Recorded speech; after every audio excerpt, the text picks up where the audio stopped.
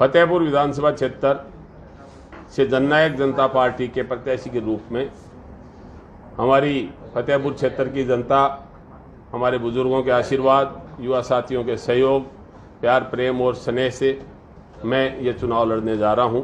और मुझे पूर्ण विश्वास है कि मेरे जो साथ के लोग हैं वो जैसे 2013 में अपने आप को नंद किशोर महरिया मान के चुनाव लड़े थे, उसी तरह से इस बार चुनाव लड़ेंगे और निश्चित रूप से जीत हमारी होगी। क्या मुद्दे रहेंगे आपके चुनाव? मुख्य मुद्दा किसान का है, मुख्य मुद्दा बेरोजगार का है, युवा का है, और जो राजस्थान में कांग्रेस की सरकार से त्रस्त है जनता। अब त्रस्त इसलिए है कि जितने बुरे काम हैं उनमें सब में इस सरकार ने राजस्थान को बदनाम करने का काम किया और देश में 1 नंबर पे लाने का काम किया, सिर्फ बुरे कामों में।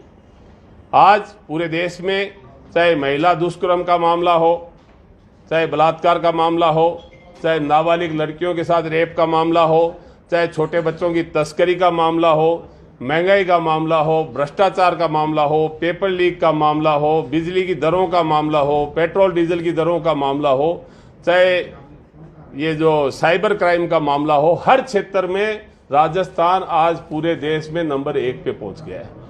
गहलोत जी का मैं बोर्ड देख रहा था रास्ते में, उसमें लिखा था कि भाई राजस्थान को नंबर 1 पे बनाने के लिए सुझाव दें।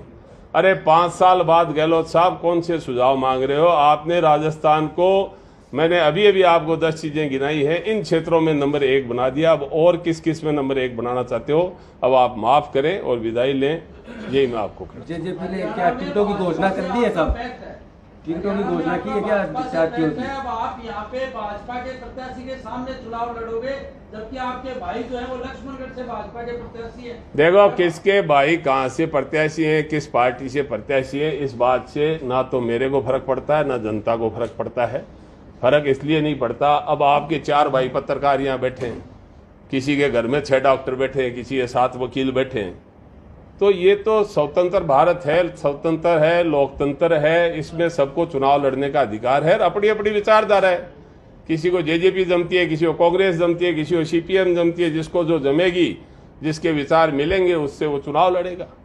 कंफ्यूजन पैदा नहीं होगा क्या? कंफ्यूजन कहाँ पैदा होते हैं? वसुंधरा जी यहाँ 15-10 साल एमएलए रही हैं, 10 साल चीफ मिनिस्टर रही हैं, उनके बेटे हैं ना एमपी, कहाँ दिक्कत है?